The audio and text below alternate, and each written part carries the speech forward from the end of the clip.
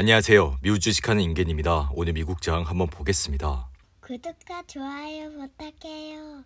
오늘 시장은 예상을 뛰어넘는 고용 지표가 발표됐지만 임금 상승세가 둔화하고 있다는 기대감에 3대 지수는 일제히 상승으로 마감했습니다. 우선 3대 지수는 장 초반부터 급격하게 빠지는 모습을 보여줬는데 이는 미국의 9월 신규 고용 규모가 시장 전망의 2배에 육박한 것으로 나타났기 때문이죠.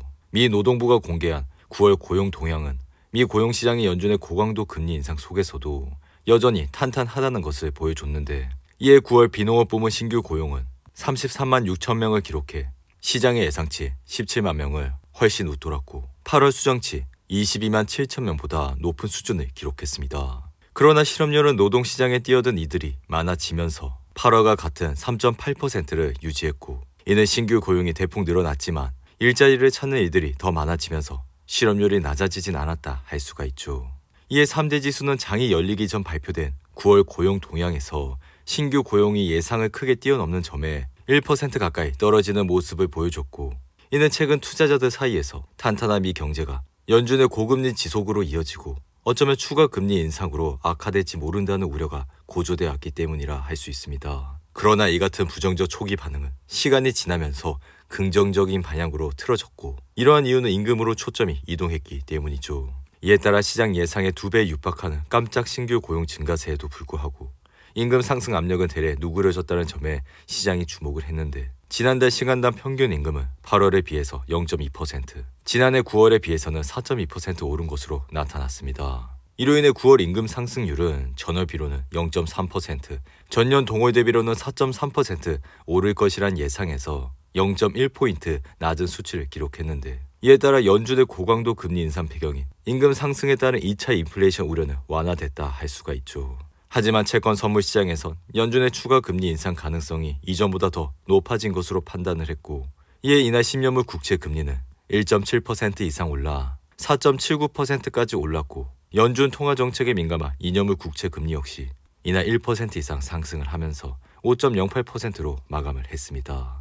이에 따라 시장은 다가오는 11월 FOMC에서 금리를 한 차례 더 올릴 가능성을 이전보다 높게 잡았는데 이에 다음 달 1일 금리를 현 수준인 5.2에서 5.5%로 동결할 가능성은 73.4%로 그리고 25bp 인상 가능성은 전날 20.1%에서 26.6%로 높아졌습니다. 이에 따라 금리는 단기적으로 오늘 나온 신규 고용의 영향을 받았고 이에 시장은 금리가 여전히 중장기적으로는 높아질 것이란 시각이 많다 할 수 있는데 한편 최근 미국 증시가 조정을 보인 이유는 올해 초 SVB 파산 사태가 터질 때만 해도 시장은 연준의 긴축 완화에 대한 기대감이 있었고 이에 8월까지는 시장 금리가 올라도 미국 경제가 워낙 강하기 때문에 자연스럽게 금리가 오르는 것을 봤습니다.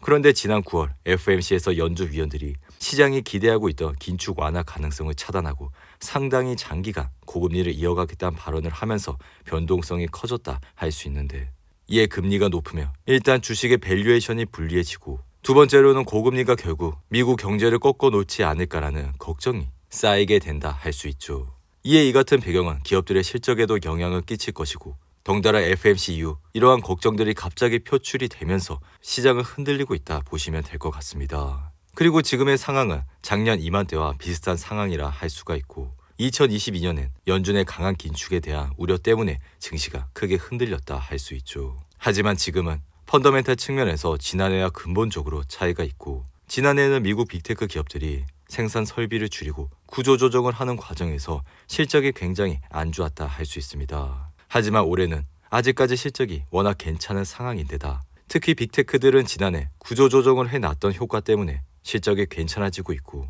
이로 인해 작년만큼 최악의 상황은 아니라 할 수가 있죠. 이어 개인적인 생각 역시 미국 증시는 괜찮다고 생각이 들며 이러한 이유는 여전히 미국 경제가 강력한 모습을 보여주고 있기 때문입니다.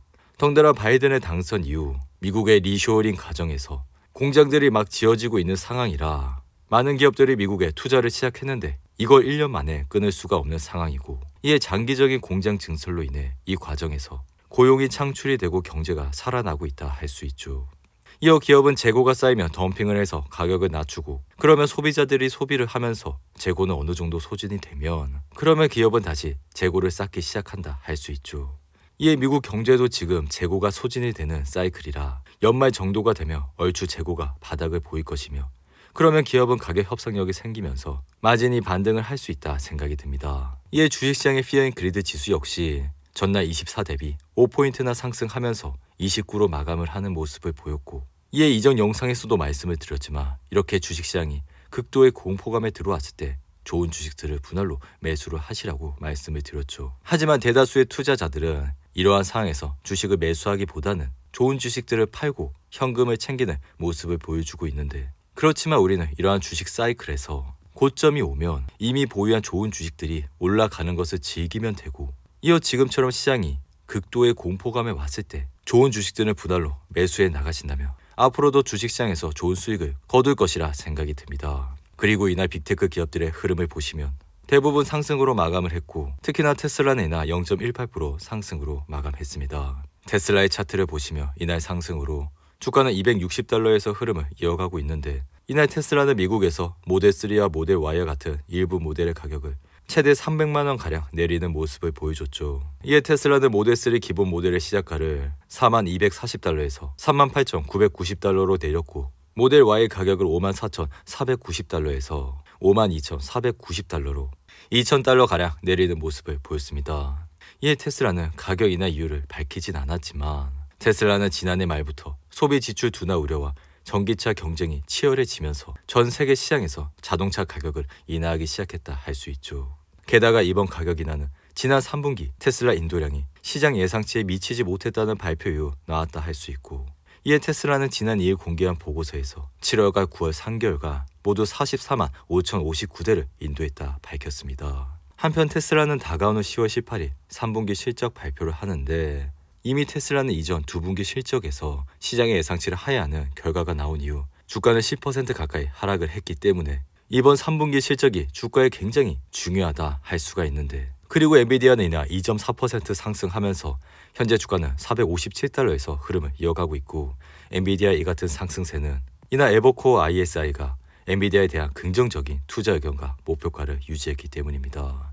이에 에버코어는 엔비디아의 투자 의견을 시장 수익률 상회와 목표가 600달러를 재확인 했는데, 이에 이 예측은 엔비디아의 주가 상승 여력이 앞으로도 36% 이상 있다는 것이라 할 수 있죠. 게다가 에버코어는 엔비디아의 AI 지출의 지속 가능성과 향후 전반적으로 최고의 선택으로 남아있을 것이라 내다봤고, 개인적인 생각 역시 엔비디아는 AI 매출과 네트워킹을 기반으로 인해 2024년 상반기까지 지속적으로 상승을 할 것이라 생각이 듭니다. 그리고 이날 S&P 500을 보시면 1.18% 상승하면서 지수는 4,308선에서 흐름을 이어가고 있고, 나스닥 역시 이날 1.6% 상승하면서 현재는 13,431선에서 흐름을 이어가고 있죠.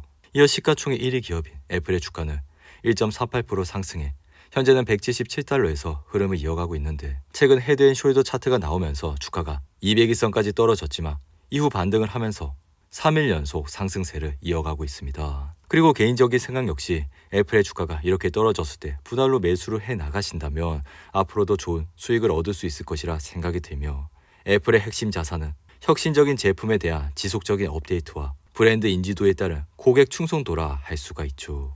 이와 함께 애플은 구독 서비스에 중점을 둔 플랫폼 비즈니스 서비스와 상장 기업 중 최대 규모의 배당금 지급과 함께 6천억 달러 상당의 자본 환원 프로그램도 이루어지고 있다 할 수가 있죠. 그리고 이날 파이오니어의 주가는 엑스모빌이 약 600억 달러에 인수한다는 계약이 가까워졌다는 소식에 10% 이상 상승을 했고, 반면 엑스모빌의 주가는 2% 가까이 떨어졌습니다. 이어 리조트와 카지노 운영업체인 MGM 리조트는 지난달 발생한 사이버 보안 문제에 대한 업데이트를 제공한 이후 이날 4.9% 상승을 했고, 반면 필립스의 주가는 미국 식품의약부 FDA가 필립스의 2021년 수면 무호흡증 기기 리콜 처리가 적절하지 않다고 밝힌 이후 필립스의 주가는 하루 만에 7% 이상 하락을 했고, 금융서비스 회사인 프리덤 홀딩은 연방검찰과 증권거래위원회의 조사를 받고 있음에도 불구하고 이날 1.5% 상승을 했습니다. 오늘도 8분이 넘는 긴 영상 끝까지 시청해주셔서 감사하고요.